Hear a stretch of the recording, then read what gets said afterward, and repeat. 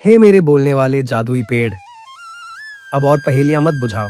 मुझे साफ साफ यह बताओ कि इस भयानक जंगल में पुराने राजा ने अपना बेशकीमती खजाना कहाँ छुपा कर रखा है। मुझे उस जगह का पता चाहिए।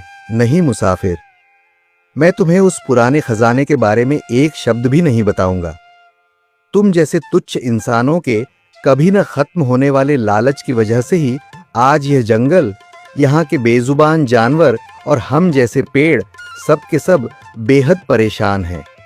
तुम्हारी हवस का अंत नहीं है। अच्छा, तो इसका मतलब है कि तुम प्यार की भाषा नहीं समझोगे, सीधे तरीके से नहीं बताओगे।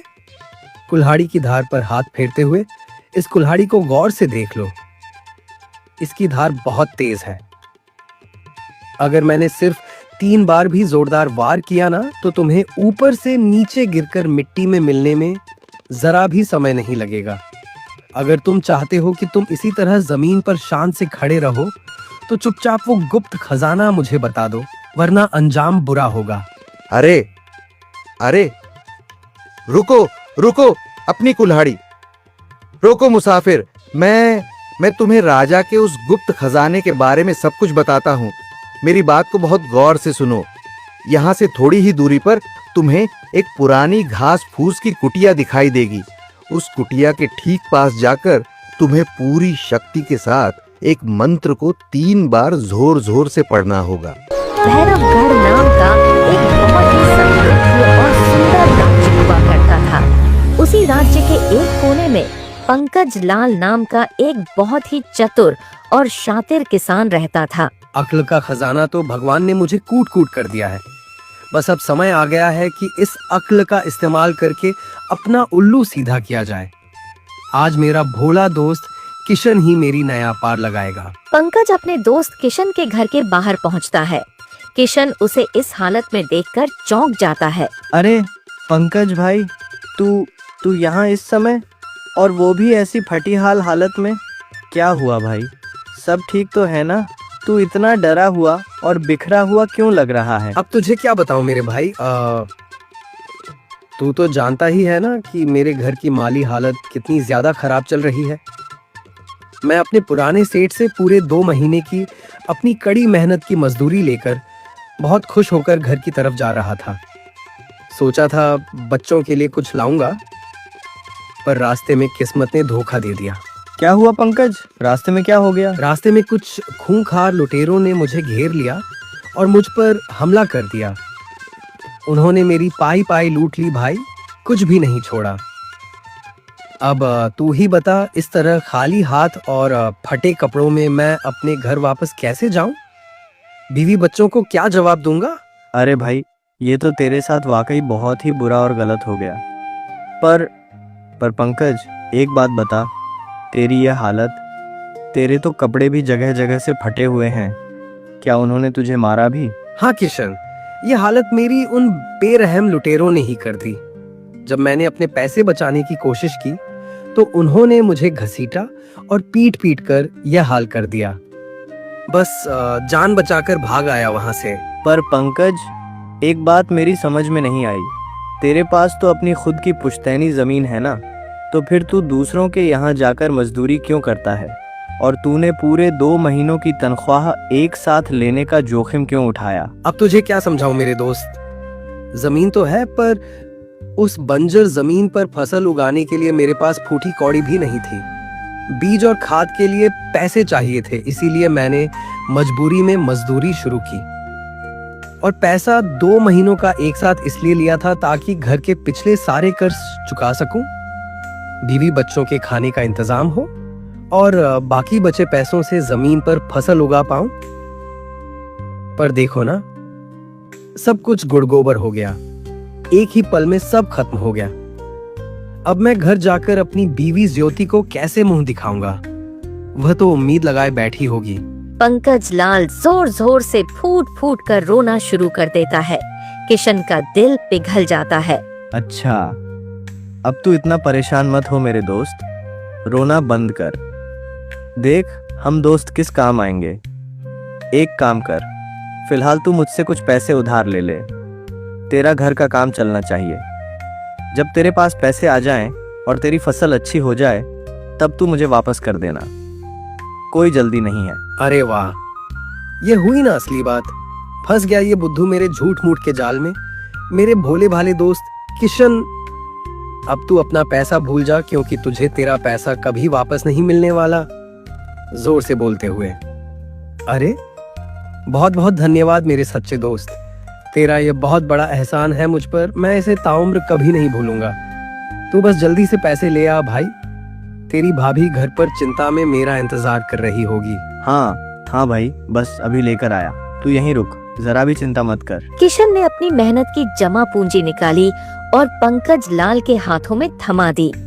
पंकज वहाँ से ऐसे भागा जैसे उसे कोई खजाना मिल गया हो। पंकज खुशी खुशी घर में दाखिल होता है। उसकी पत्नी ज्योति उसे देखकर हैरान रह जाती है। पंकज के पास पैसों की पोटली है और कपड़े फटे हुए हैं। हे भगवान, इतने सारे पैसे, इतने पैसे कहाँ से आए आपके पास? फिर से किसी सीधे साधे इंसान को बेवकूफ बनाकर आए हैं ना आप? सच सच बताइए। अरे ओ भाग्यवान, आते ही तूने अपना उपदेश और चिल्लाना शुरू कर दिया। तेरा पति बाहर से इतना थक हार कर घर आया है और तू खाना पानी पूछने के बजाय मुझ पर सवालों की बौछार कर रही है। मुझे बहुत जोर की भूख लगी है, चल जल्दी से खाना लगा। थके हारे आप तो बस रहने ही दीजिए जी, मैं आपको अच्छी तरह जानती हूँ। बस मुझे ईमानदारी से सच सच बताइए कि इस बार किसे ठग कर आए हो और आपके ये कपड़े क्यों फटे हुए हैं? क्या किसी ने आपकी पिटाई की है? लगता है तू ऐसे नहीं मानेगी। ठीक है, सुन फिर। अरे वो मेरा महामूर्ख दोस्त किशन है ना, बस 2 बूंद नकली आंसू बहाए उसके सामने और एक मनगढ़ंत झूठी कहानी सुना दी। बेचारा मोम जैसा दिल है उसका, तुरंत पिघल गया और उसने अपना सारा जमा किया हुआ धन मुझे सौंप दिया। अब खुश? अब तो जरा शांति रख और मेरे लिए खाना लगा दे। क्या किशन भाई साहब, आपको भगवान का जरा भी खौफ नहीं है ना? किसी का सारा जीवन भर का धन लूट कर कोई इंसान इतना खुश कैसे हो सकता है? किशन भाई साहब आपके सबसे अच्छे और सच्चे दोस्त हैं, आप उनके साथ इतनी बड़ी गद्दारी कैसे कर सकते हो? जाइए, अभी के अभी जाइए और उनका सारा धन उन्हें वापस करके आइए। देख भाग्यवान, अगर तूने मेरा दिमाग और ज्यादा खराब किया ना, तो मैं ये भूल जाऊंगा कि तू मेरी पत्नी है। मुझे मत सिखा कि मुझे क्या करना है और क्या नहीं। चल हट यहाँ से, मुझे तेरे हाथ का खाना भी नहीं चाहिए, मैं बाहर कहीं जाकर कुछ खा लूंगा। पंकज गुस्से में पैर पटकते हुए घर से निकल जाता है। ज्योति फूट फूट कर रोने लगती है। हे भगवान, इन्हें थोड़ी तो सद्बुद्धि दो, ये किस गलत रास्ते पर चल पड़े हैं। अगले कुछ ही दिनों में पंकज लाल ने वो सारे पैसे ऐशो आराम में उड़ा दिए। उसे अब मेहनत करने से ज्यादा लोगों को बेवकूफ बनाने में मजा आने लगा था। इन छोटी मोटी चालाकियों और 2-4 पैसों से अब काम नहीं चलने वाला। पंकज बेटा, अब तुझे कुछ बहुत बड़ा सोचना होगा, कुछ ऐसा कि एक ही बार में जिंदगी सेट हो जाए। पर क्या? सोच सोच पंकज, कुछ तो बड़ा करना होगा। अचानक पंकज के चेहरे पर एक शैतानी चमक आती है और वह खुशी से बिस्तर पर उछल पड़ता है। हा हा हा, मिल गई तरकीब, अब आएगा असली मजा, अब होगा सबसे बड़ा धमाका।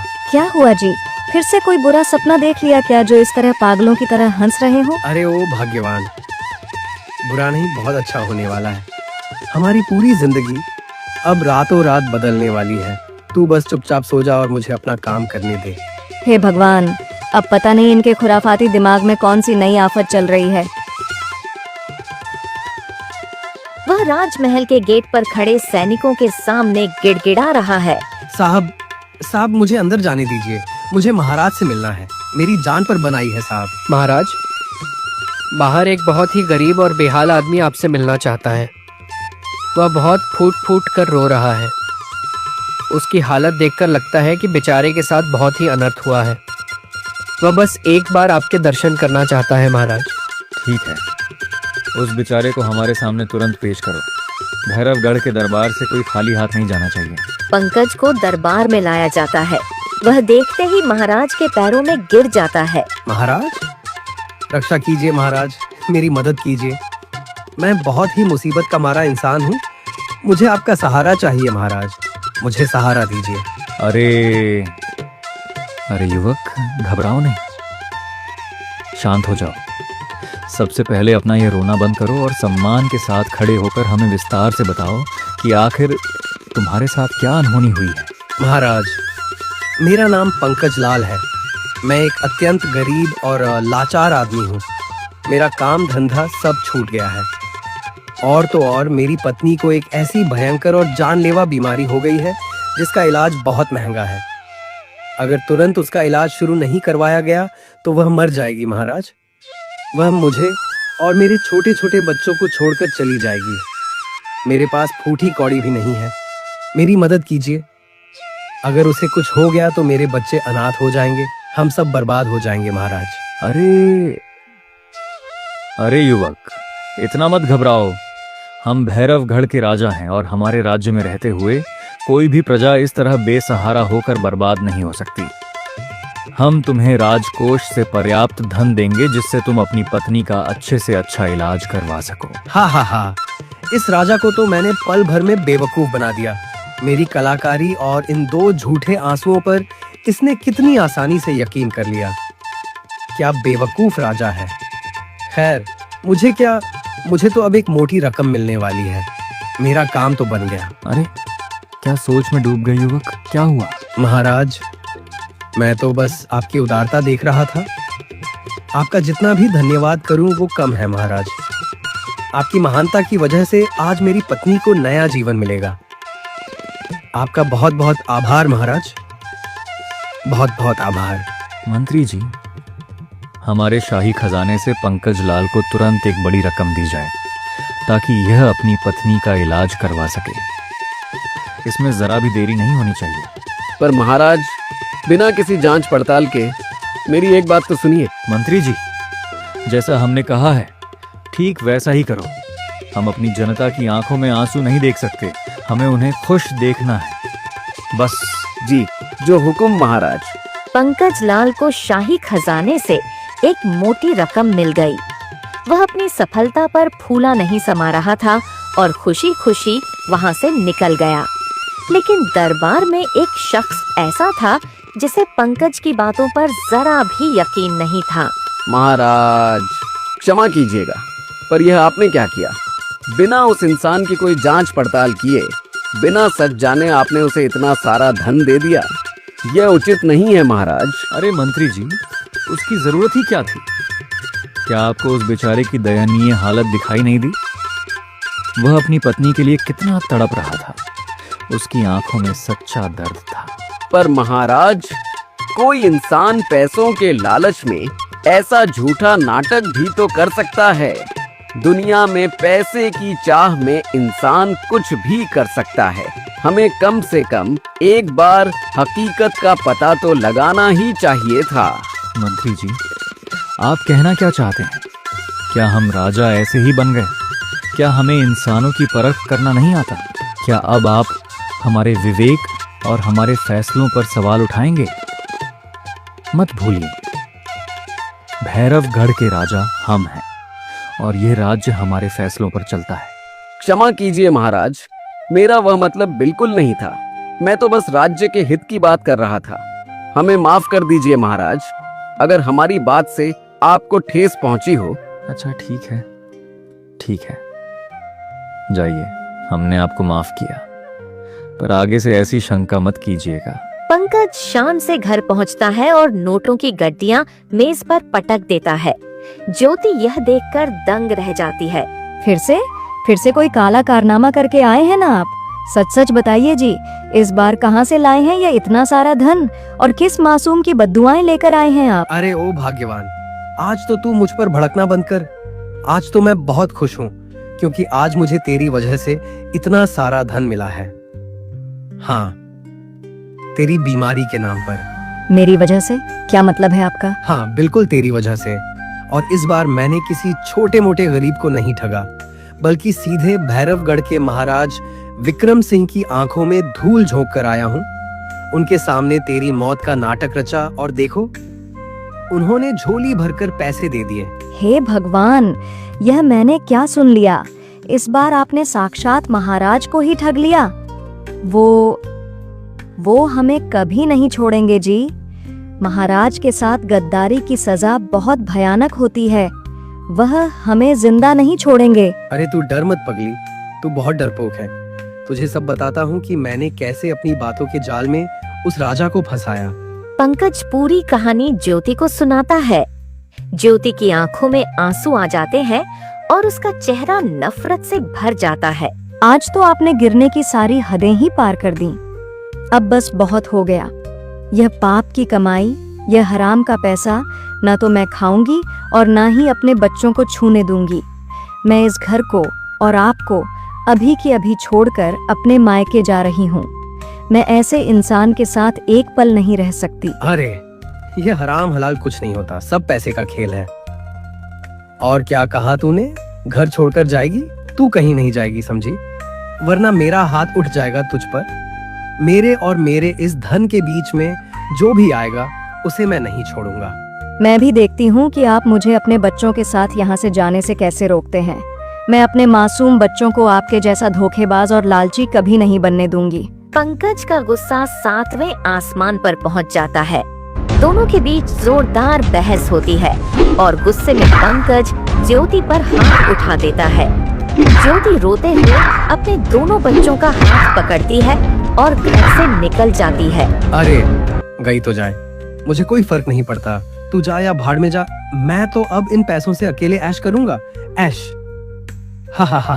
पंकज लाल को लगा था कि पैसों की चमक उसकी पत्नी के जाने के गम को धुंधला कर देगी, लेकिन हराम की कमाई के पंख लगे होते हैं। वह जितनी तेजी से आई थी उतनी ही तेजी से जुए, शराब और फिजूल खर्ची की भेंट चढ़ा गई।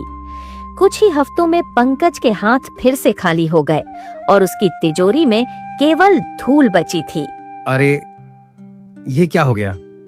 इतने सारे पैसे, इतनी बड़ी रकम और इतनी जल्दी हाथ से निकल गई। लगता है महाराज विक्रम सिंह का खजाना बहुत छोटा था। अब फिर से मेहनत कौन करे? नहीं नहीं, मेहनत करना तो पंकज लाल की फितरत में ही नहीं है। लगता है महाराज को फिर से याद करने का समय आ गया है। इस बार कुछ और बड़ा, कुछ और इमोशनल नाटक करना होगा। चल बेटा पंकज, तैयार हो जा एक बार फिर से बेसहारा बनने के लिए। पंकज लाल फिर से उसी फटे हाल हुलिये में दरबार में दाखिल होता है। इस बार वह पहले से भी ज्यादा कमजोर और टूटा हुआ दिखने का ढोंग कर रहा है। हाय, लूट क्या? मैं तो पूरी तरह बर्बाद हो गया महाराज। अब मेरा इस दुनिया में कोई नहीं रहा। अरे तुम तो वही युवक हो ना, पंकज लाल? क्या हुआ युवक, अब तुम इस तरह क्यों विलाप कर रहे हो? तुम्हारी पत्नी अब कैसी है? इलाज तो ठीक से हुआ ना? अब आपको क्या बताऊं महाराज, मेरी फूटी किस्मत। मैंने वो सारा धन जो आपने मुझे दया करके दिया था और अपनी जिंदगी भर की जो भी थोड़ी बहुत जमा पूंजी थी, सब अपनी पत्नी के इलाज में लगा दिया। दिन रात बड़े बड़े वैद्यों के चक्कर काटे, महंगी दवाइयां खरीदी, पर अफसोस महाराज, मेरी पत्नी नहीं बच पाई। वह मुझे और मेरे छोटे छोटे मासूम बच्चों को इस बेरहम दुनिया में अकेला छोड़कर चली गई, बनावटी सिसकियां लेते हुए। हाय ज्योति, तुम क्यों चली गई? ओहो, यह तो तुम्हारे साथ बहुत ही दुखद और हृदय विदारक हुआ युवक। हमें सुनकर बहुत अफसोस हुआ। नियति बड़ी बलवान है, उसके आगे किसी का बस नहीं चलता।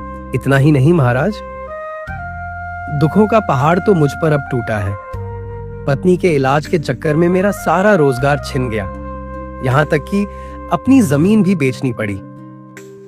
आज मेरे बच्चे दाने दाने को तरस रहे हैं, वो सड़क पर आ गए हैं महाराज। उनके पास पहनने को कपड़ा नहीं है और पेट भरने को रोटी का एक टुकड़ा तक नहीं है। अब ऐसे में आप ही मेरी आखिरी उम्मीद है। मदद कीजिए महाराज, मेरे उन भूखे बिलखते बच्चों पर थोड़ी सी दया कीजिए। पंकज, हमें तुम्हारी इस हालत पर सच में बहुत दुख है। देखो, हम तुम्हें इस महल में एक सम्मानजनक नौकरी दे सकते हैं। तुम यहाँ नौकर का काम करो, तुम्हें रहने की जगह और अच्छा वेतन मिलेगा, जिससे तुम अपने बच्चों को पाल सकोगे। अरे नहीं, अगर यहाँ नौकरी करने लगा तो दिन भर खटना पड़ेगा। मेहनत मुझसे होने वाली नहीं। जोर से बोलते हुए, नहीं नहीं महाराज, मैं अपनी खुददारी को दांव पर लगाकर आप पर और इस राजमहल पर बोझ नहीं बनना चाहता। मैं यहाँ रहकर मुफ्त की रोटियां नहीं तोड़ना चाहता। वाह, क्या खुददारी है तुम्हारी। तुम इस मुसीबत में भी मेहनत करके अपना रास्ता बनाना चाहते हो। अच्छा, फिर तुम ही बताओ कि मैं तुम्हारी और कैसी मदद कर सकता हूँ। महाराज, अगर आप सच में इस तुच्छ सेवक की मदद करना चाहते हैं तो मुझे बस थोड़ा सा धन और दे दीजिए। उस धन से मैं थोड़ी सी उपजाऊ जमीन खरीदूंगा और दिन रात जी तोड़ मेहनत करके उस पर फसल उगाऊंगा। उसी से मैं अपने बच्चों को 2 वक्त का सम्मानजनक भोजन दे सकूंगा और अपना घर फिर से बसा पाऊंगा। महाराज, तुम्हारी सोच बहुत नेक है पंकज। मंत्री जी, इस स्वाभिमानी और गरीब युवक को राजकोष से इतना पर्याप्त धन दिया जाए जिससे यह अपना स्वयं का काम शुरू कर सके और अपनी बिखर चुकी जिंदगी को फिर से संवार सके। बेचारे के साथ किस्मत ने पहले ही बहुत बुरा खेल खेला है। दाल में कुछ काला नहीं, बल्कि यहाँ तो पूरी दाल ही काली लग रही है। इस आदमी ने महल में रहकर मेहनत से काम करने से साफ मना कर दिया और सीधे नकद धन की मांग कर दी। यह कोई आम दुखियारा नहीं, बल्कि एक शातिर खिलाड़ी लग रहा है। अगर यह बात अभी महाराज से कहूंगा तो वो फिर से मुझ पर क्रोधित होंगे।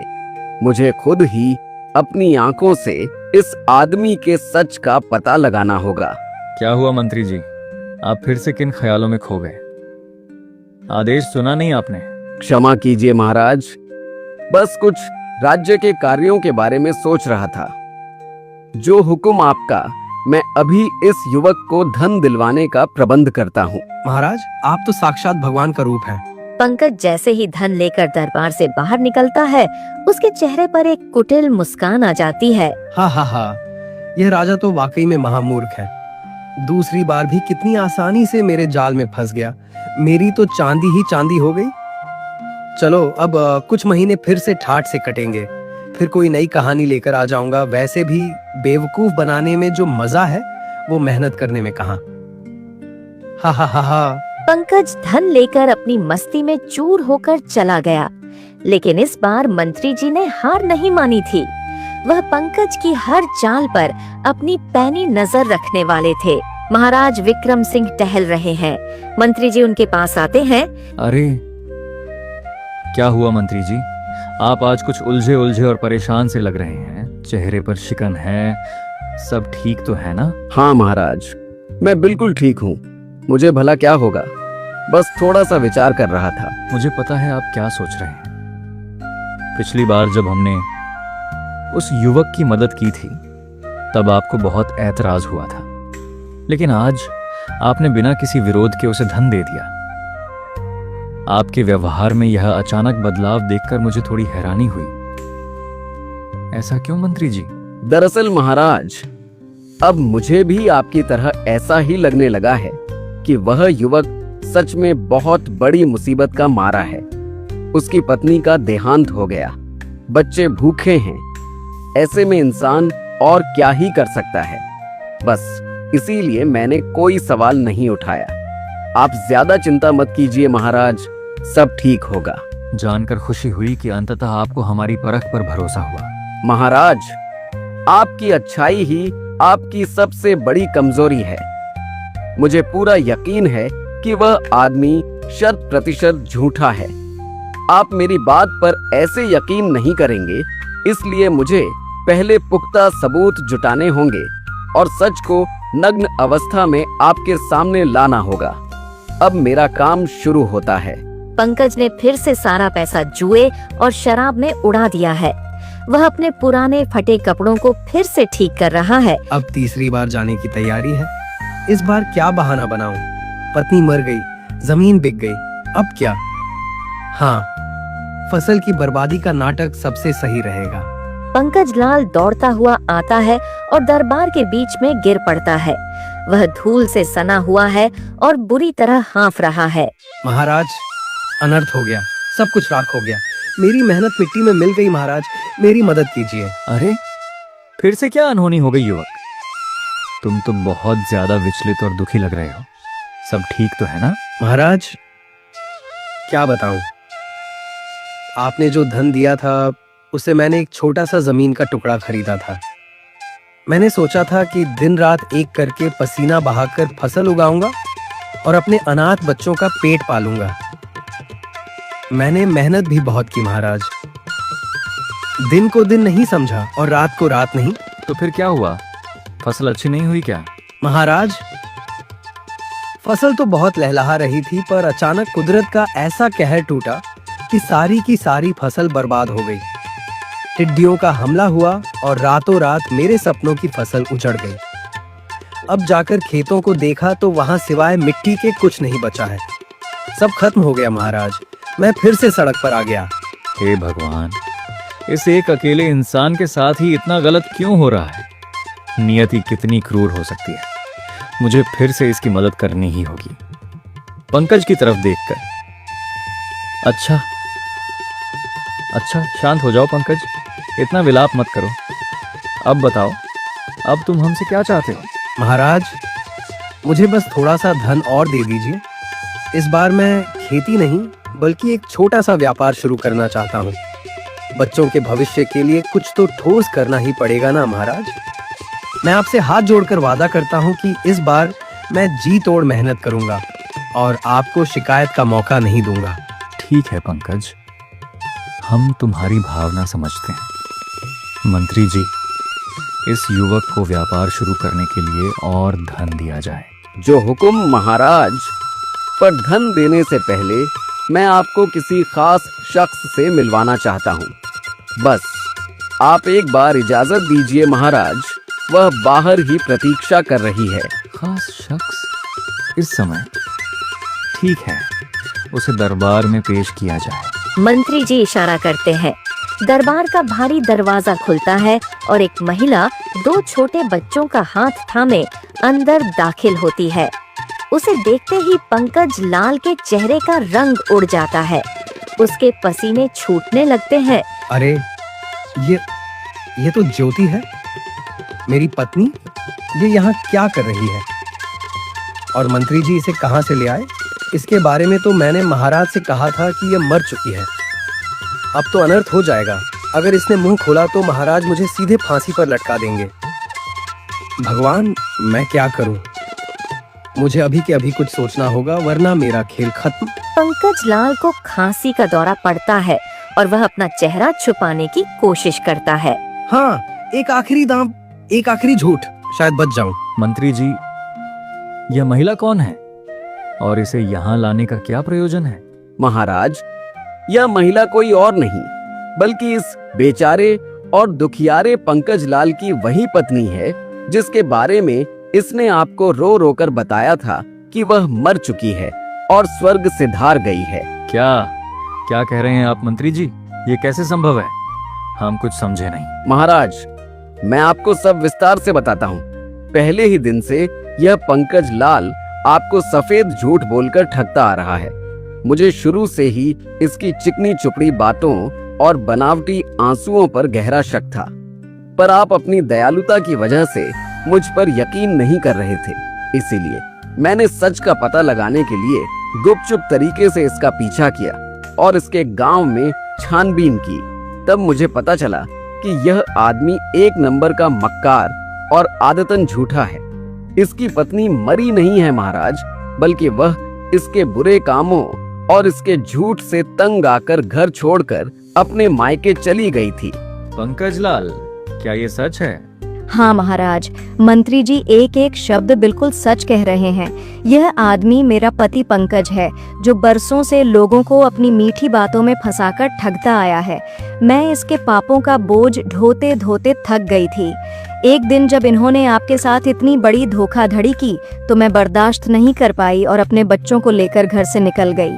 मैं इनके गुनाहों में इनकी साझीदार नहीं बनना चाहती थी महाराज। नहीं महाराज, यह औरत सफेद झूठ बोल रही है। यह मेरी पत्नी नहीं है, मैं तो इसे जानता तक नहीं। पता नहीं मंत्री जी कहां से इसे पकड़कर ले आए हैं मुझे फंसाने के लिए।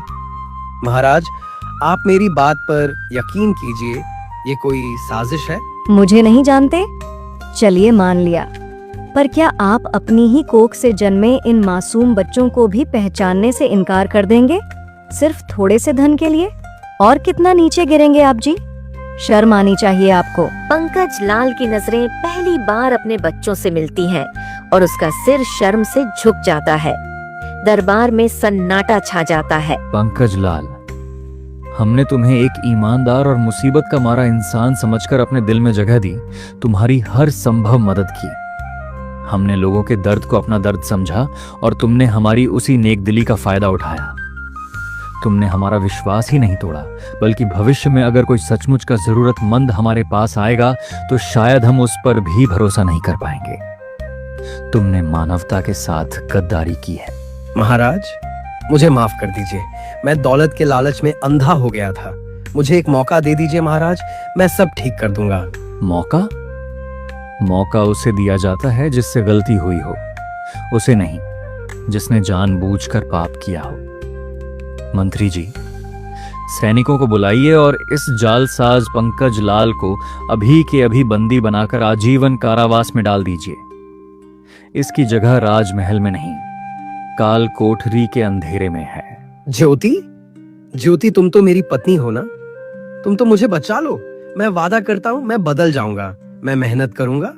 यह आपके ही कर्मों का फल है जी, जो अब आपको भुगतना ही होगा। काश आपको यह बात समय रहते समझ आ जाती कि चालाकी और झूठ से घर टूटते हैं, बसते नहीं। सैनिकों ने पंकज को घसीटते हुए कारावास में डाल दिया। महाराज ने ज्योति की ईमानदारी से प्रभावित होकर उसे महल में ही सम्मानजनक काम और रहने की जगह दे दी, ताकि वह अपने बच्चों का भविष्य संवार सके। पंकज लाल को अब सलाखों के पीछे यह बात अच्छी तरह समझ आ गई थी कि ईमानदारी का रास्ता भले ही कठिन हो, पर अंत में जीत उसी की होती है